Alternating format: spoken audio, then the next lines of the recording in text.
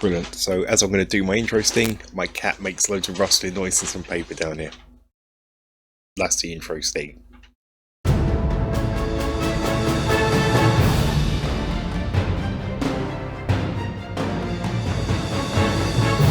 Hello, welcome to the Battling Barrow. Yes, my intro sting was going to be, recently I looked at and pimped a TT Combat galleon ship, sort of made improvements. It's going to be, that's probably still ongoing at the time of me publishing this multi-part series. But that got me thinking, okay, so the galleon, that's a real cool kit, but the galleon ship was wood and the kit's wood. What about if we go for something stone? So I thought I'd start having a look at other kits they do, and we're going to look at this one here, a wizard's tower, and see what improvements I can make to it. Can I make this? It already looks cool if you just built it like that. I love these kits, but can we what improvements can we make to this to make it look like stone rather than wood, and tiles rather than wood? Again, point out this is not sponsored. I buy these off my own back because I like them so much. But yeah, let's see what we can do with this then. I guess the first thing we've got to do is get it out of the packet and build it. First things first, that's its MDF. I've got to, I don't know, just love the smell of sort of burnt MDF. Ooh, yeah. So let's have a look at the kit. This is it. It's less than the ship. It's only 4 sheets. The time reflects this here, which means it should be done in an evening. But the first thing we need to do is open it up and have a good sniff of the MDF. Oh, I love the smell of laser cut MDF. So I'm just going to get familiar with the sheets and what's what, and then begin cutting them out, the bits I need. To begin with, I am just going to be following the instructions as is and just getting the bottom part of the tower assembled. Is what you'll see me do here. There's not a lot to comment here, it's just following the instructions. I'm just going to keep building until I feel I'm at a point where I'm ready to do something different. So even these sort of door pieces get assembled and put in place. I haven't glued these roof parts in because I'm planning on cladding it. So I've assembled them and glued them, but not going to fix them in here because there'll be a cladding issue. As you can see, I'll be sticking out more than what's shown here. When I got to this top bit, this isn't glued in place. I was just assembling next. I didn't want to have it in place yet, but it was at this stage I decided I need to fix things. One, I need to work on the windows here inside, and two, before I fix this bit in, I'd like to do the cladding below. So this is what we're going to be working with, this bit of tower here. Now, due to the way the kit works is, as you can see here, it's not quite flush here, and so if I'm going to clad it with something, I need it to be flush. So I'm just going to use some offcuts from the different kits I've had. The ship build, I kept the offcuts, and this one. So for this, I'm just going to measure a bit, the length I need, and cut it down with a knife. It cuts fairly easy. So I'll probably need a bit here and a thinner bit, which I shall do likewise here. With them glued into place, the other gaps I shall just use some wood filler to fill in. Now it's off to make my cladding. What I'm doing here is using 6mm foam that I've cut into sort of 10mm height bits. This is the same height as the blocks are lasered into the piece, but what I'm doing is I'm cutting this bit into half because the 6mm is too thick. I mean, if you have 3mm thick foam, great, but this will also allow for slightly different size bricks as well, so I'd prefer to do this method anyway. As you can see here, my cut isn't exactly dead on half, so one's more like 2mm and the other's more like 3mm kind of thing thick. Next up, I am going to cut it into bricks. I'm using 1.5 inches and 1.25 inches, just add some variation bricks. Sorry about the mix up of imperial and metric, but it's how I do things. So yeah, I'm just going to use those and cut them up cut up loads of bricks. One thing I would say, if you think you've cut enough bricks, double it and double it again. You'll never have enough bricks for this project. And now it's just gluing those bricks into place. I am going to use hot glue for this. You could of course use PVA, and you could have, and I wish I had done, pre-textured the bricks using the old rocks in a tin method. I wasn't too sure how this would, if this would damage the thin bricks, but I kind of wish I'd done that. We will texture it later on, of course, but in the future projects I might actually go down this route. If you come to a bit like this window here, I'm just going to offer the brick in place, eyeball it and cut the bit out that I don't need, so you can still see the frame or what have you below. And it was at this stage I realised, or I didn't realise, I had made a mistake. The kit has some stairs that wind round onto the top. There's a top and a bottom door, and I hadn't realised this, or I had and then forgotten about it. So I'm going around and cutting out all the bricks and gluing them in, and in a bit I'm going to have to go through and rectify this mistake, which I did after much trial and error, but I basically used a photo of the kit built, and because all the pieces are unique, even pieces that look similar, perhaps the engraving of the brickwork on them, that will be different, so it is somewhat easy to see what bit goes with from even a picture. So I'm going to assemble the stairs separate. I need to put these tabs in where they're going to slot in, so I need to draw those in, and we're going to cut those out. And to be honest, this is where hot glue sort of worked in my favour, because you don't really put hot glue all over it, you just put a little blob in place, and so these bits, once I cut them out, really weren't glued in too much, so they were easy to remove. Any bits of course that you do add glue on, you can sort of scrape off a bit, and once that is done it will just slot into place. I'm going to glue it into place now. Remember what I said about cutting bricks, doubling it and doubling it again? Well, you can double that again. You need so many bricks. I've not even done the top part yet. Okay, so I need to make it look like this stairs haven't just been glued on as I've done it. So I've had to cut out some of the other blocks so I can continue the staggered brick pattern and make it look like I hadn't made a mistake and it's always meant to be this way. So for now, it's more cladding. But now let's go back and do that door. This is where I decided to cut it out once it's all in place, once the stairs are in place. So I'm going to trace it around and cut it out. And guess what? I made another mistake here. This is not where the door goes. It goes on the other side, Kev. What are you doing? It is painful. So I spend all this time and I remove all the bricks. I'm showing you this now because the principle's the same.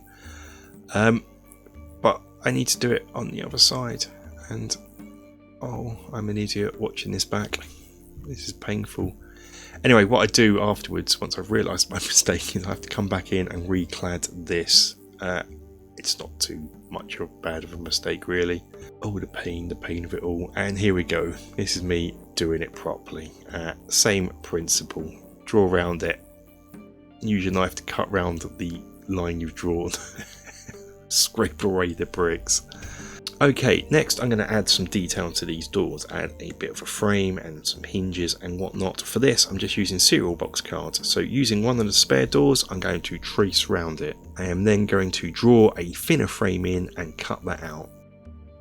With that cut out, that can be glued onto the door. Now, using some thicker chipboard card, I can add in some bits and pieces for the door handle and the hinges.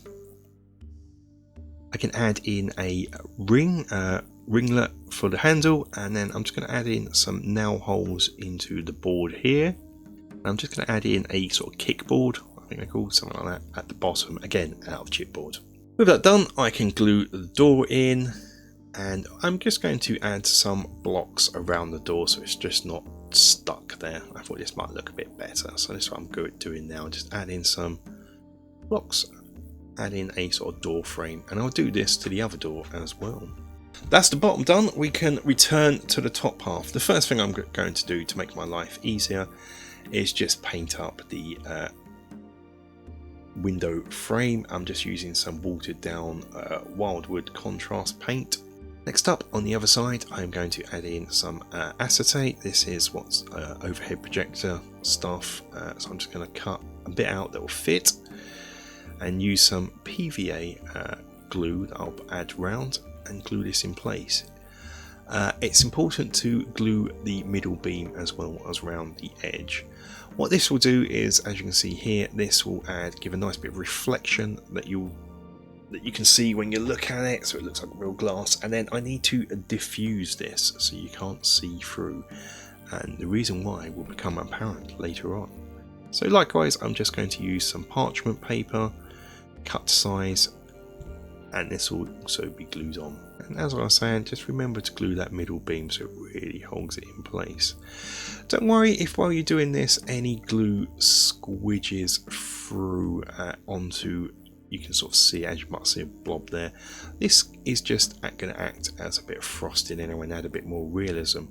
Once you've glued that in place, repeat the process with the glue, but this time on the back of the acetate. Again, any glue squidges through onto the window, don't worry, it will just add a nice extra bit of detail in the end. I might even recommend you putting a bit of glue around the edging for that sort of frosting, the dirt part of the window. It just adds a little something to it. And now, before I assemble the top part, I'm going to add some texture into my bricks using a rock. As I said earlier, I would probably pre-texture the bricks in the future, but this is to show that it can be done this way and it's not too bad. Before I assemble the top, I do want to add some grout and plaster in between the bricks. For this, I'm actually just using plaster of Paris. I may in the future use a different material, probably grout or even polyfiller, but for now I'm using plaster of Paris. I'm just going to make a really watery mixture for this. I'm just going to add some water in, add some plaster to the water. I always add plaster to the water and not water to the plaster. Mix it up, and then I'm just using my fingers to apply it. I'm just going to try and mainly get it through into, apply it all over. It's easier to apply it all over. Make sure you get it in between the grooves of the holes of the bricks, as it were, in between, because this is what we're actually trying to get the plaster into. And just come in with a wet sponge and wipe out the excess that is on the bricks. I feel I do a better job onto the top part than the bottom part here, but live and learn. It's the first time I've done this, so I still was pleased with the results no matter what. And that's the main part done, so we can get on with the roof. This is just assembled as normal for now, but I'm going to tile it. So I'm going to use some cereal box card, cut to about 1/2 inch. Now you could of course cut individual tiles out, but I'm not a madman. A way to do this is to take 2 or 3 bits at a time, whatever your scissors can do. Mine can't do very much, so mine's 2 at a time. But anyway, cut shingles in, but make them about halfway. Only go up about halfway up the width, so you're not cutting all the way through. Then come in and cut little notches out of bits and make them different lengths, and then you can glue them in. I tried many different ways to do this. The first bit here, I'm just going to glue them in and then cut them afterward. Don't do it this way. My preferred way of doing it is to pre-cut them at angles. Otherwise it's a nightmare to cut through them afterwards. So I learned that about halfway round. So put the shingle length in place, mark out the actual angle of the roof and cut it, and then glue it in place. So when you glue it, you run a bead of glue along the roof first of all for your first tile, and then you run a bead of glue along the roof above the previous tile, and then a bead of glue along that part of the tile that we didn't cut all the way through. So there's like two bits, and then you just plop your shingle in. And then you'll have your roof all shingled up. I also added shingles onto the lower sort of door roofs and window roofs from the lower section. Okay, now, so I've got it plastered, and before we paint it, you might be wondering, well, why did I diffuse the windows? Well, that is because I want to add in some lights. Now, what lights? Wizard spellcasting lights, of course. Now, here in the UK, we have something called the Pound Shop that sells different things. Now, one of the things it sold at one point was this plastic cup that when you knocked it down, it lit up.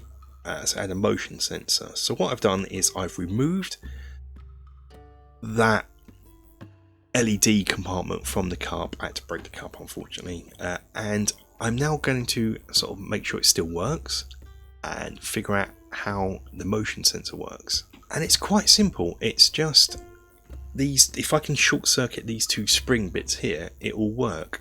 First up, I just want to add in a switch to it as well. So I'm just going to work out how it all fits together. So I'm just testing a switch that I've got set to on and still working things out, seeing how I'm going to get this to work. Now, it's a bit tricky because nothing's fixed in here, but if I put my finger across here and try and short circuit it, you can just see the LEDs come on here in this light. So first things first, I'm going to want to shorten these wires down because they are too long. Next up, I want to get rid of these springs, so just some wire cutters to remove the springs. And then I'm going to shorten down the wires of the switch because they do not need to be that long. One of the bits of wires I have cut off during the shortening process, I'm going to keep and solder that in place to form where those springs went, to short circuit it almost. But first, I'm going to solder in the switch. Going to cut the red wire down into the required size. I didn't know how long it needed to be until I soldered it. Pre-tin the end, and then affix it to the positive wire at the bottom. I'm also going to use that positive bit that was there to hold roughly hold the switch into place.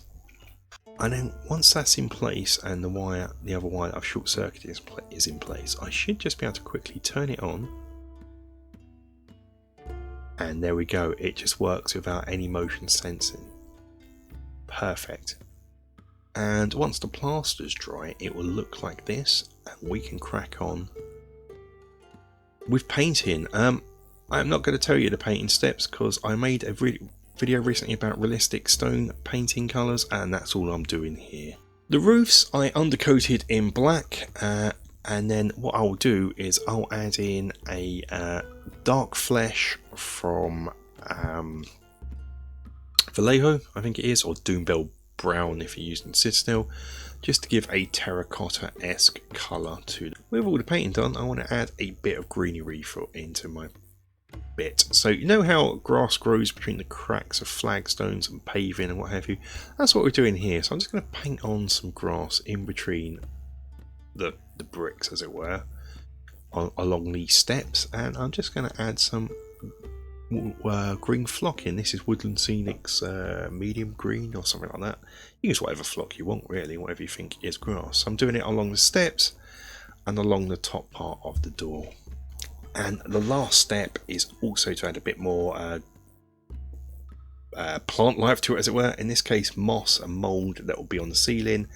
I've covered this in the previous video, but to go over it again, it's just different types of flocks that are mixed up into a watery PVA. So a light brown, a dark brown, a green, and a more yellow green, all mixed up. Add in some PVA and some water PVA, and just mix up. I just use my fingers for this, and get my green fingers, because what you'll see at the end is the dye from the paint will come off into your fingers. Mix it all up, and then just rub it into the tiles. Add more flock. There's no right or wrong way with this. Just have a look at some roofs and just see what types of colour flock are in your area. And just mix it up. What you want though is it not to be too runny, so if you made it too runny, just add more flock. If it's too dry, add some more glue. Once you've got it right though, just begin running up the tile, starting from the bottom and running up so it gets into all the grooves of the overlaps of the tiles. Just add it in. Add in as much or as little as you want. There's no right or wrong, but with that, this will be complete. So I'd like to take the time to thank you all for watching. Thank you for patrons for being just awesome. Thank you viewers for being awesome. You all make this channel what it is, which is a success. But with that, we are done. So until the next video guys, stay safe, take care, and let's have a look at it all finished.